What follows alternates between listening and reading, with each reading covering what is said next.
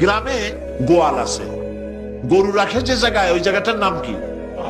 গোয়াল। গভীর রাত্রে গরুর মালিক শুনতে পাচ্ছে গোয়াল ঘরে খুব শব্দ হচ্ছে। রাখালকে ডেকে বলছে, দেখতো কি কিসের শব্দ? ওই যে দেখে এসে জবাব দিচ্ছে যে গোয়ালে যে 7টার শিং মোটা, তার গুতার চোটে ওই গোয়ালের মধ্যে যত গরু আছে কেউ টিকতে পারতেছে না, খালি গুতাইতেছে সমানে। মালিক কয়েছে, দীর্ঘদিন থেকে দেখতেছি এটার গুতার চোটে সমস্ত গরুগুলি অস্থির হয়ে যাচ্ছে। যা একটা মোটা দড়ি দিয়া, খাট্ট একটা দড়ি দিয়া খুঁটির সাথে জড়াইয়ে বান্ধে রাখ গলাটারে। মোটা একটা দড়ি দিয়া গলার সাথে খুঁটির সাথে যদি বান্ধে দেয়, এরপরে খালি ফোঁস করতে পারবে, গুতাইতে আর পারবে না। ঠিক অনুরূপ ভাবে কোন জনপদ থেকে, কোন দেশ থেকে যখন দেশের মানুষেরা, যখন দেশের নিরস্ত্র মানুষেরা, গরিব মানুষেরা যখন আল্লাহর দরবারে গভীর রাত্রে ফরিয়াদ তোলে, আল্লাহ জুলুমে অত্যাচারে জর্জরিত হয়ে গেলাম, মার খেতে খেতে শেষ হয়ে গেলাম, অত্যাচারে অত্যাচারিত হচ্ছি, চিৎকার বাড়তে থাকে, আল্লাহ পাক তখন তার নজর দিয়ে দেখেন। আল্লাহ তো দেখতেই থাকেন সব সময়ের জন্য। আল্লাহ পাক কার কারণে এগুলি হচ্ছে, আল্লাহ পাক টের পান। শিং কারো কারো মোটা হয়েছে, আজরাইলকে পাঠায় দেন, যাও খাটো দড়ি দিয়ে বাঁধে থো।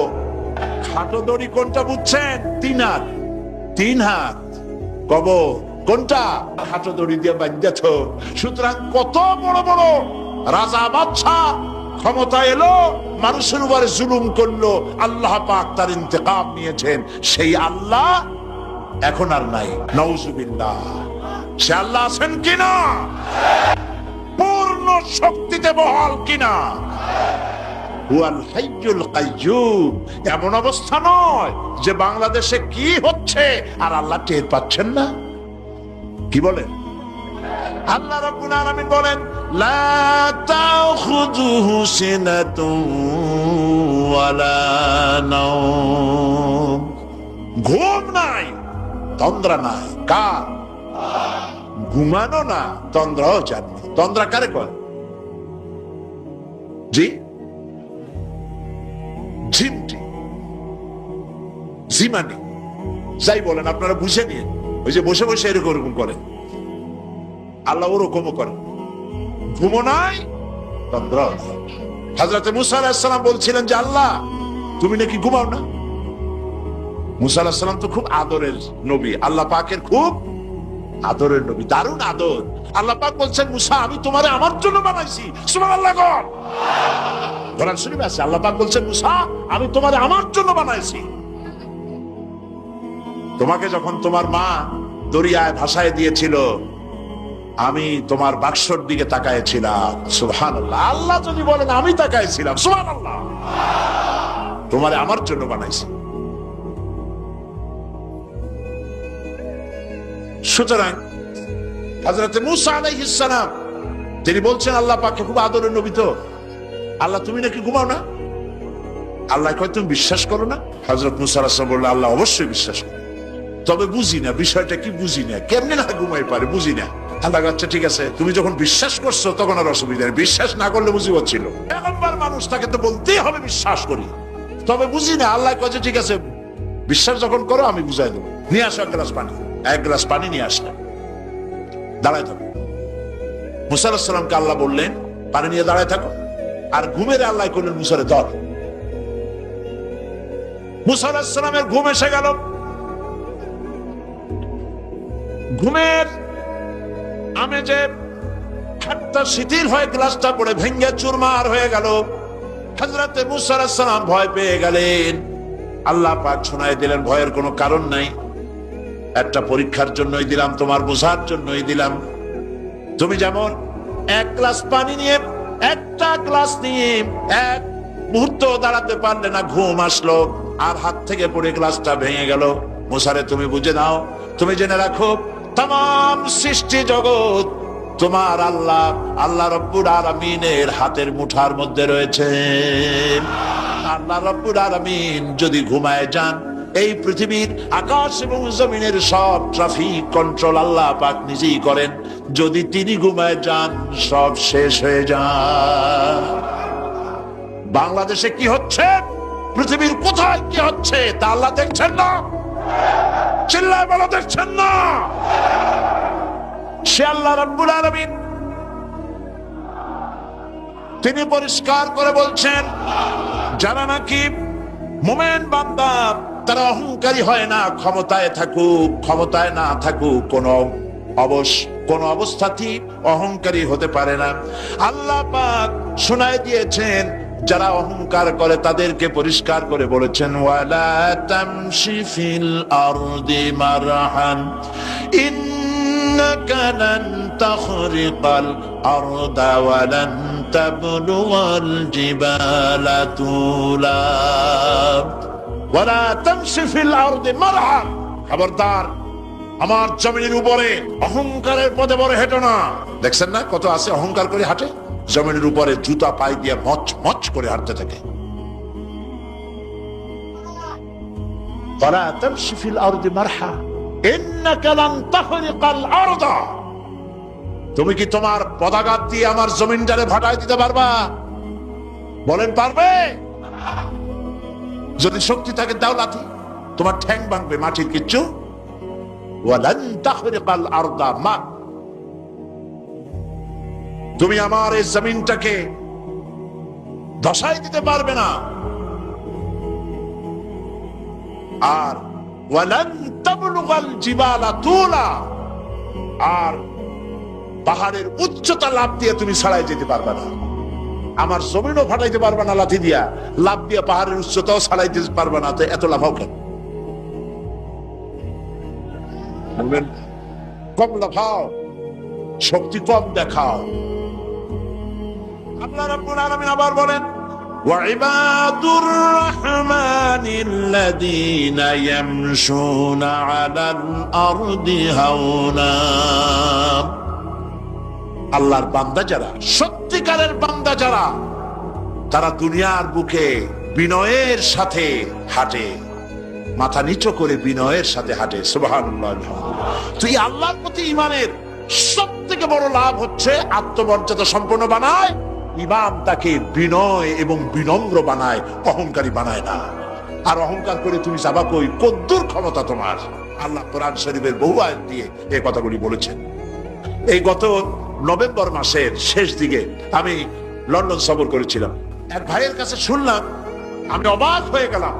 তিনি পত্রিকায় দেখে আমাকে বলেছেন, এক লোক 8 তলা বিল্ডিং এর ছাদের উপরে পড়ে গেছে। 8 তলা বিল্ডিং এর ছাদের উপর থেকে পড়িয়া তার কিছু হয়নি, হাত পাও ভাঙে নাই, মরেও নি, খালি কিছু চামড়া টামড়া ছিঁড়ে গেছে। তাড়াতাড়ি অ্যাম্বুলেন্স আসছে, অ্যাম্বুলেন্সে তাকে নিয়ে গেছে, হসপিটালে নিয়ে যাবে চামড়াগুলো সেলাই করে দেওয়ার জন্য। অ্যাম্বুলেন্সে উঠাইয়া তাড়াতাড়ি অ্যাম্বুলেন্স আসছে। দরজা যেভাবে লাগাইছে দরজাটা ভালোভাবে লাগে নাই। দেখেন নাই মাইক্রোবাসে বা অ্যাম্বুলেন্সে অনেক সময় দরজা এরকম মারার পরে অনেক সময় লাগে না, যার জন্য ড্রাইভার বলে যে দরজাটা ভালো করে লাগায় নাই। ঠিক না? দরজাটা ভালো করে লাগে নাই। সামনে চলতে গিয়ে এই গাড়িটার ব্রেক কষতে হয়েছে ড্রাইভারের কোনো কারণে। যেই না ব্রেক কষেছে আর অমনি দরজা যেটা লাগছিল না ভালো করে, দরজাটা খুলে গেল। আর রুগীটা 8 তলা কাছে পড়ছিল, ওইটা ছিল পাশে, সে ছিটকে গিয়ে রাস্তায় পড়লো। আর একটা বাস সামনের থেকে এসে মাটিতে তাকে চ্যাপ্টা করে দিয়ে চলে গেল। শুনিয়া আমার মুখ থেকে বেরিয়ে গেল আল্লাহু আকবার। বলেন আল্লাহু আকবার। কি আল্লাহ পাকের কি প্রচন্ড ক্ষমতা, কি ইচ্ছা তার। মৃত্যুর জন্য সময়ও লাগবে, জায়গাও লাগবে, দুটো জিনিস এক হতে হবে। আল্লাহ যাকে যে মৃত্যু দিবেন, মৃত্যুর জন্য সময় এবং জায়গা দুটোর কম্বিনেশন হতে হবে। 8 তলা থেকে পড়বে ঠিক, কিন্তু মরবে না। আজরাইল অপেক্ষা করতেছে রাস্তায়, বাস আসবে যখন। 8 তলা থেকে পড়লো, অবিশ্বাস্য ভাবে লোকটা বেঁচে গেল। আর হসপিটালে তার যাওয়া হলো না, গাড়ির দরজা খুললো, রাস্তা দিয়ে পড়লো, আজরাইল দ্রুত তার কাম সেরে চলে গেল। সুতরাং মুমিন ব্যক্তি আল্লাহর উপর ঈমান আনার কারণে দুর্জয় মনোবল সৃষ্টি হয়। দেখেন বুখারী শরীফের হাদিস, যুদ্ধের জন্য, বদরের যুদ্ধ, হুজুর সাল্লাল্লাহু আলাইহি ওয়াসাল্লাম সৈন্যদেরকে রিক্রুট করছেন, কিন্তু কথা বলতে গিয়ে রাসূল করিম সাল্লাল্লাহু আলাইহি ওয়াসাল্লাম দাওয়াত দিচ্ছেন, কিন্তু মনে মনে চিন্তাও করছেন যে সামান্য কিছু লোক, অস্ত্রপাতি কম, এই জিহাদের অবস্থাটা তারা কিভাবে নেবে। একজন যুবক সাহাবী দাঁড়ায় গেলেন, তার নাম মিকদাদ রাদিয়াল্লাহু তাআলা। যুবক, এই পৃথিবীতে যুবকদের ইসলামের সবচাইতে অবদান কাদের? চিল্লায় বলো। যুবকদের অবদান সবচাইতে বেশি। হযরত মিকদাদ রাদিয়াল্লাহু তাআলা আনহু তিনি দাঁড়ায় গেলেন, তিনি বললেন, ইমদি বিনা ইয়া রাসূলুল্লাহ হাইসু মা তাশা। হাদিস, হে রাসূল, আপনি আমাদেরকে নিয়ে চলুন। কত সৈন্যতার আসতেছে, কত অস্ত্র নিয়ে আসতেছে, এটা আমাদের ভাববার বিষয় নয়। আপনি আমাদের নিয়ে চলুন। হাইসু মা তাশা আয় হাইসু মা আমারাকাল্লাহ। আল্লাহ আপনাকে যেদিকে আমাদের নিয়ে যাইতে কয় আপনি সেই দিকে আমাদের নিয়ে চলুন। ইন্না লা নাকুলু লাকা কামা ক্বালা বনু ইসরাঈল লিমূসা আলাইহিস সালাম ইযহাব আনতা ওয়া রাব্বুকা ফাকাতিলা ইন্না হাহুনা কাঈদুন। অর্থাৎ, হে রাসূল, আমরা বনি ইসরাইলের মতো বলবো না। শোনেন, আমরা বনি ইসরাইলের মতো বলবো না যে মুসা তুমি এবং তোমার আল্লাহ এই দুইজনে গিয়ে ফেরাউনের বিরুদ্ধে যুদ্ধ করো, আমরা যাবো না, আমরা বসে থাকবো। এই কথা আমরা বলবো না। আমরা মুসা আলাইহিস সালামের উম্মত নই, আমরা মুহাম্মদ সাল্লাল্লাহু আলাইহি ওয়াসাল্লামের উম্মত। বরং আমরা বলবো, বাল ইযহাব আনতা ওয়া রাব্বুকা ফাকাতিলা ইন্না মাআকুমা মুকাতিলুন। বরং আমরা বলবো, আপনি চলুন, আমরা আপনার সাথে আল্লাহর হুকুম মাফিক লড়বো, জিহাদ করব।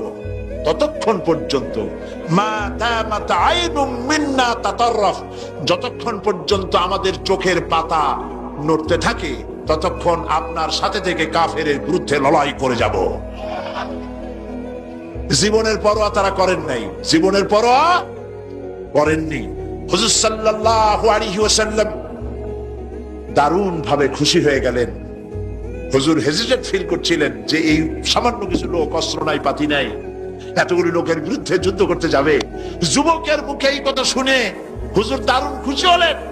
আল্লাহর নবী বললেন, কুমু বিনা ইলা জান্নাতিন জান্নাতুন আরদুহা কারদিস সামাওয়াতি ওয়াল আরদ। ও সাহাবীরা, তোমাদের মনোভাব যখন এই, তোমাদের মানসিকতা যখন এই, চলো আমার সাথে বেহেশতের দিকে, সেই জান্নাতের দিকে যেই জান্নাত আল্লাহর আকাশ আর জমিনের চাইতে অনেক প্রশস্ত। চলো আমার সাথে বেহেশতে, সুবহানাল্লাহ, চলো আমার সাথে জান্নাতে। ফাকামা উমাইর বিন হামাম ওয়া কানা ইয়াকুলু আত-তামর। হযরত উমাইর নামক একজন যুবক দাঁড়ায় গেলেন এবং তিনি হাতে কতগুলি খরমা ছিল, সেই খরমাগুলি তিনি চিবোচ্ছিলেন। রাসূলুল্লাহর বক্তৃতা শুনতেছিলেন আর খরমা চাবাচ্ছিলেন। খরমা চাবান, বিচিগুলি ফেলে দেন, এভাবে করতেছেন, হাতে কতগুলো খরমা। হযরতে উমাইর বলছেন, ওয়াকালা বাখ বাখ, অর্থাৎ আয় আযমাহু আয় আহসানাহু। হে রাসূল, আপনি কি সুন্দর কথা বললেন। আপনার সাথে লড়াই করতে যাব কাফেরদের বিরুদ্ধে, সেই লড়াই করলে এমন বেহেশত পাবো যে বেহেশত হবে আকাশ আর জমিনের চাইতেও প্রশস্ত। তাহলে ওয়াল্লাহি হাত্তা আকুলাহুন্না ইন্নাহা লাহায়াতুন তাবিলা। তাহলে আমার হাতে যে খরমাগুলি আছে, এই সমস্ত খরমাগুলি খেতে গেলে কিন্তু অনেক সময় লেগে যাবে। এত সময় বেহেশতে যাওয়ার জন্য আমি তো তর সহ্য করতে পারবো না। ফারামা বিহিন্না, হাতের সব খরমা ফালাই দিলেন, যুদ্ধে ঝাঁপায় পড়লেন। অনেকক্ষণ কাফেরদের বিরুদ্ধে লড়াই করে হযরত উমাইর শাহাদাত বরণ করলেন। রাসূলুল্লাহ তার লাশের কাছে গিয়ে আঙ্গুল দিয়ে ইশারা করে বললেন, ইন্নাকা মিন আহলিহা। উমাইর, তুমি যেই বেহেশতে যাওয়ার জন্য খরমাগুলি খাওয়ার সময় পাচ্ছিলে না, তাড়াতাড়ি করে খরমাগুলি হাত দিয়ে ফেলে দিয়েছিলে, আমি আল্লাহর রাসূল, আমি সাক্ষী দিচ্ছি অবশ্যই আল্লাহর সেই জান্নাত তোমার জন্য অবধারিত। মুমিন ব্যক্তি সে কখনো মৃত্যুর ভয়ে উদ্দেশ্য হাসিল থেকে চুপ করে বসে থাকে না। সে ভয় করে কেবলমাত্র কাকে? সে মৃত্যুর ভয়, মৃত্যু হবে এবং আমার জন্যে বিশ্বাস রাখতে হবে, আমার জন্যে যদি কোনো বুলেট এর উপরে আমার নাম লেখা থাকে, পৃথিবীর সমস্ত মানুষ আমাকে পাহারা দিয়ে সেই বুলেট থেকে